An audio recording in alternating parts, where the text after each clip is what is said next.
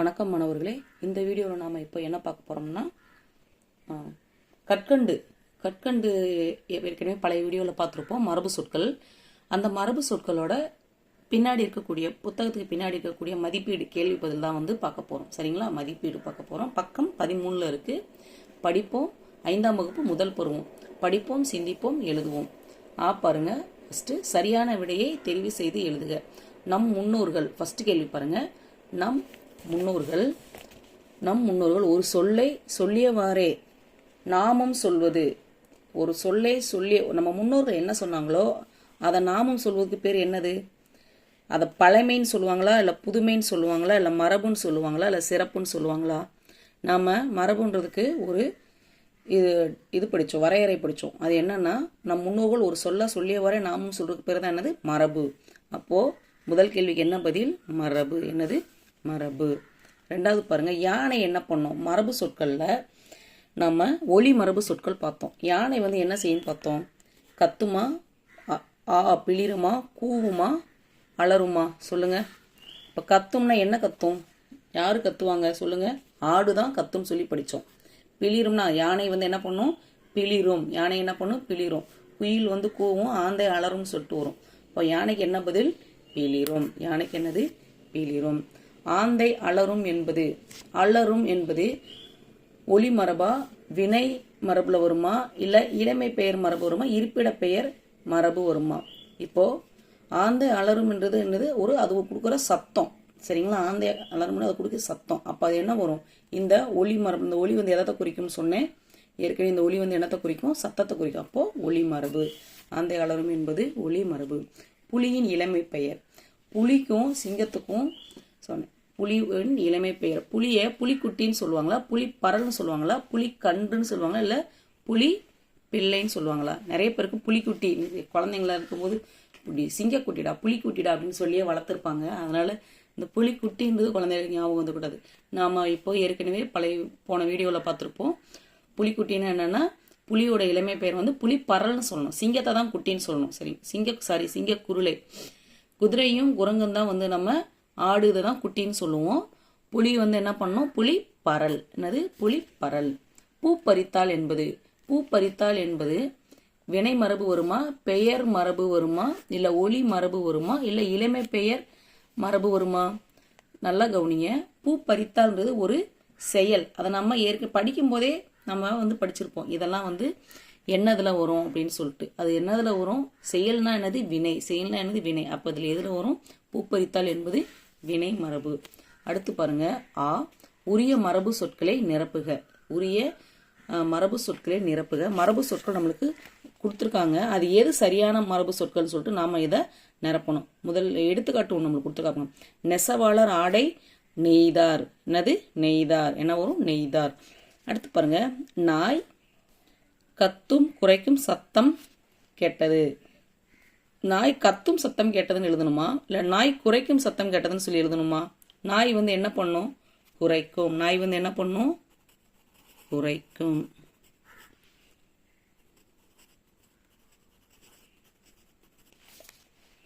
அடுத்து, ஆடு தன்னுடைய குட்டியை தின்றதுன்னு வருமா, கன்றை தேடியதுன்னு வருமா? சொல்லுங்க. ஆடு தன்னுடைய டேஷை தேடியதுன்னு கேட்டிருக்காங்க. ஆடு வந்து குட்டியை தேடியதுன்னு வருமா, இல்லை கன்றை தேடியதுன்னு வருமா? சொல்லுங்க. நாம் அதனுடைய இளமை பெயர்களில் படிச்சிருப்போம். ஆடை வந்து என்னன்னு சொல்லணும்? குட்டின்னு சொல்லணும். என்ன சொல்லணும்? ஆடு தன்னுடைய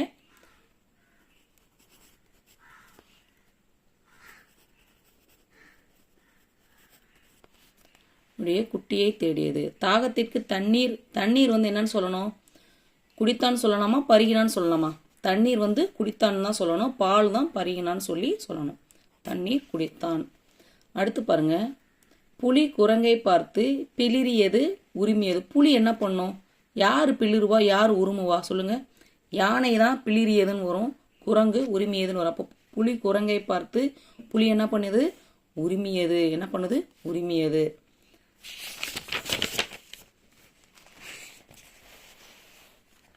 அடுத்த பக்கம் பார்க்கலாம். எப்படி சொல்லலாம்? தெரிந்து கொள்வோம். அதாவது இங்க பாருங்க. சோறுன்னா நம்ம ஏற்கனவே பார்த்தோம் உண்டான்னு சொல்லி வரும். சரிங்களா? கலையரசு இங்கே பாருங்கள், சோறு உண்டான். சலீம் தண்ணீர், தண்ணீர் வந்து குடித்தான் தான் சொல்லணும். மாத்திரை விழுங்கினாள், கண்மணி மாத்திரை விழுங்கினாள். பொன்னி முறுக்கு தின்றாள். டேனியல் பால் பருகினான். சரிங்களா? பால் வந்து பருகினான்னு சொல்லணும், முறுக்கு தின்றான்னு சொல்லணும், மாத்திரை விழுங்கினான்னு சொல்லணும், தண்ணீர் குடித்தான்னு சொல்லணும். இங்கே பாருங்கள், கரிகாலன் என்ன பண்ணியிருக்கான், இங்கே இங்கே இங்கே ஒரு இலையில சாப்பாடு சாப்பிட்டுட்டு இருக்காங்க. அப்போ இங்கே என்ன வரும், சோறு உண்டான் வரும். இந்த இடத்துல என்ன வரும், சோறு உண்டான்.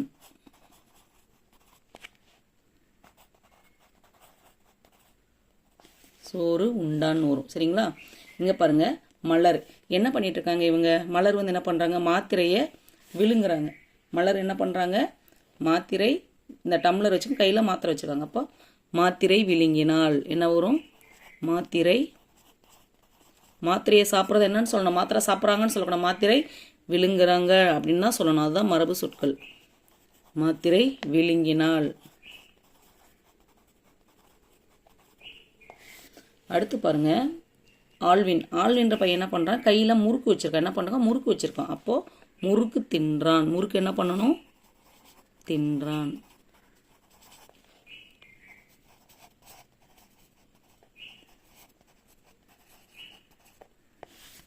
ஜெரினா. ஜெரினா கையில் என்ன இருக்குது, ஜெரினா கையில் பால் இருக்குது. அப்போ பால் பருகினாள்.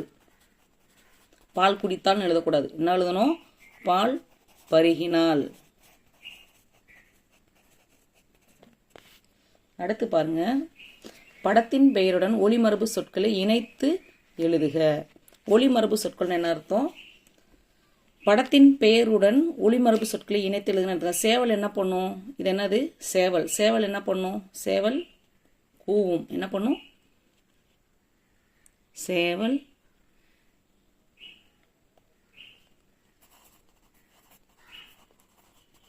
சேவல் என்ன பண்ணும்,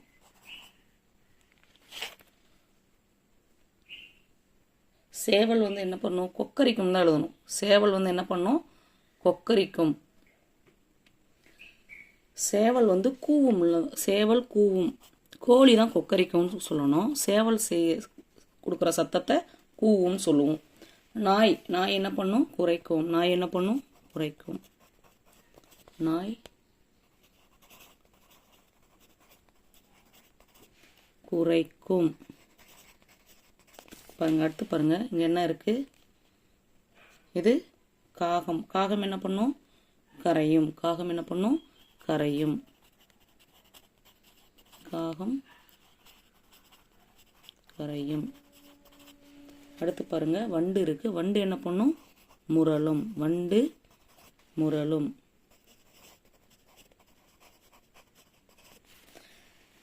கீழே வந்து ஆக்டிவிட்டி கொடுத்துருக்காங்க.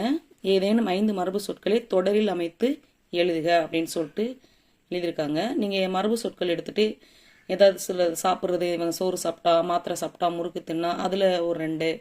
அதுக்கப்புறம் இந்த மாதிரி சேவல் கூவியது, அந்த இதெல்லாம் வந்து கொஞ்சம் நீங்கள் எடுத்து 5 மரபு சொற்களை நீங்களே சொந்தமாக எழுத முயற்சி பண்ணுங்கள். அடுத்த பக்கத்தில் இருக்கக்கூடியதை பார்க்கலாம். பின்வரும் பாடப்பகுதியை படித்து வினாக்களுக்கு விடை தருக. இப்போ, செழியன் காட்டின் அழகை ரசித்து கொண்டிருந்தான்.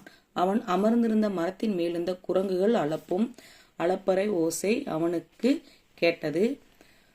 அணில்கள் ஓடி பிடித்து விளையாடின.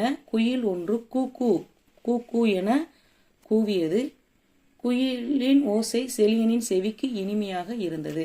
அதாவது செழியன் வந்து காட்டுக்கு போயிருக்கான், அங்கே மரத்து மேலே குரங்குகள் இருந்திருக்கு, அதோட ஓசை அவனுக்கு கேட்டிருக்கு. அதுக்கப்புறம் அணிலில் ஓடி பிடிச்சி விளையாடுறதுக்கு குயில் இருந்திருக்கு. சரிங்களா? இப்போ இதிலிருந்து நம்ம என்ன பண்ணணும், கீழே கேட்டிருக்க கேள்விகளை பதில் சொல்லணும். பெயர் சொற்கள். பெயர் சொற்கள் என்னது, ஒன்று பெயரை குறிப்பது தான் வந்து பெயர் சொற்கள். இப்போ இதில் எதுனா பெயர் சொற்கள்னு வரும். பெயர்னா என்ன, செழியன். செழியன்றது ஒரு பெயர்.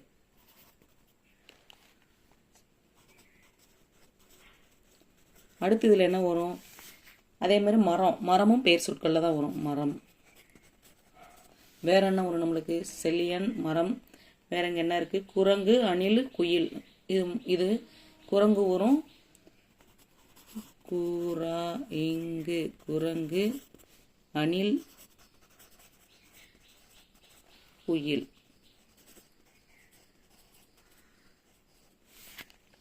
குரங்கு அணில் வினை சொற்கள். வினை சொற்கள்னா என்னன்னா இங்கே இதில் என்னென்ன ஆக்ஷன் நடந்திருக்கு, என்னென்ன செயல் நடந்திருக்கு அப்படின்னு தான் பார்க்கணும்.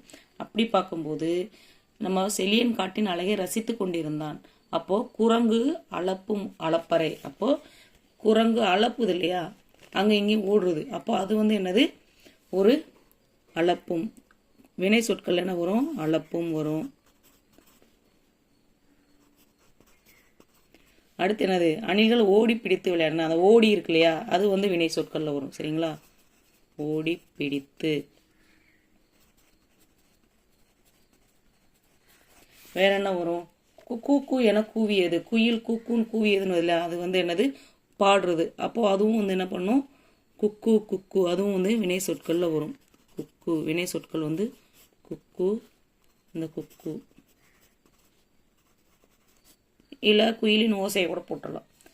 செவிக்கு இனிமையாக இருந்தது, அந்த இனிமை இருக்கு இல்லையா, அதெல்லாம் வந்து இதில் வரும், நம்மளுக்கு வினை சொற்களில் வரும். சரிங்களா, இப்போ இதில் வந்து பார்த்தீங்கன்னா குரங்கு அளப்புறது, ஓடி பிடிக்கு, குக்கு குக்கு, இதெல்லாம் வினை சொற்களில் வரும். அடுத்து பாருங்க ஒருமை சொற்கள். ஒருமை சொற்கள் என்னன்னா, ஒருமை ஒரு பொருளை ஒருமையில் வந்துச்சுன்னா இதில் என்னென்ன ஒருமை சொற்கள் வரும், செலின்றது ஒருமை சொற்களில் வரும். அப்புறம் மரம், மரம்ன்றது ஒருமை சொற்களில் வரும். அப்போது இதில் வேற என்ன ஒருமை சொற்கள் வரும், வேற என்ன இங்கே வருது சொற்களில் என்ன வருது, குயில், குயில் இருக்கு, குயில் வந்து ஒருமை சொற்களில் தான் வரும். பன்மைன்னு அதில் என்ன வந்திருக்கு பாருங்க, அணில்கள், அணில்கள் இங்கே பாருங்க மேலே இருக்கிறதுல நிறைய அணில்கள் ஓடி பிடித்து விளையாடினன்னு இருக்கப்போ இதில் பன்மைன்னா என்ன வரும், அணில்கள் வரும். மேலே பாருங்க குரங்குகள், குரங்குகள். அப்போது அணில்களும் குரங்குகளும் எதை வரும், எதை குறிக்கும், பன்மை சொற்களை குறிக்கும். அணில்கள் குரங்குகள், அணில்கள்.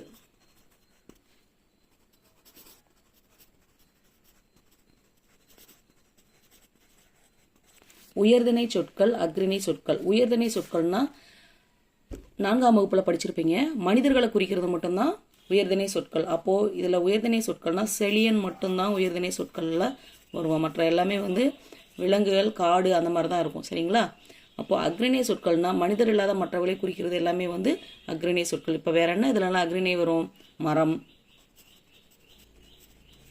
வேற என்ன வரும், குரங்குகள்,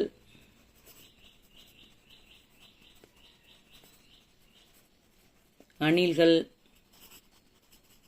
குயில், இதெல்லாமே வந்து இதில் வரும், அஃறிணை சொற்களில் வரும். இதெல்லாம் இதில் வரும், அஃறிணை, அணில்கள், இன்னொன்று குயில். அவ்வளோதான். கண்டிப்பாக வந்து இதில் இருக்க மரபு சொற்கள் எல்லாமே வந்து மாணவர்களுக்கு இந்த வீடியோ கண்டிப்பாக புரிஞ்சிருக்கும். சந்தேகம் வந்துச்சுன்னா மறக்காமல் கருத்து தெரிவிங்க. உங்கள் நண்பர்களும் பார்க்கணும், வீடியோவை ஷேர் பண்ணுங்கள். இது வரைக்கும் நம்ம சேனலை சப்ஸ்கிரைப் பண்ணாதுங்க, மறக்காமல் சப்ஸ்கிரைப் பண்ணுங்கள். பக்கத்தில் இருக்க பெல் ஐக்கானை ப்ரெஸ் பண்ணுங்கள். நீங்கள் பண்ணுற ஒவ்வொரு சப்ஸ்கிரிப்ஷனும் அடுத்த எங்கள் வீடியோ போகிறதுக்கு ரொம்ப ஊக்கமாக இருக்கும். நன்றி, வணக்கம்.